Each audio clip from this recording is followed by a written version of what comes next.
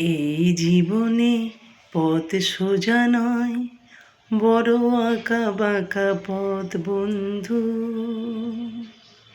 এই জীবনে চলার পথে সোজা নয়, চলার পথ বড় আঁকা বাঁকা। তাই এক পা ফেললে বহুত ভেবে ফেলতে হবে। ভেবে চিন্তা করে তোমাকে চলতে হবে। কত দুর্গম পথ,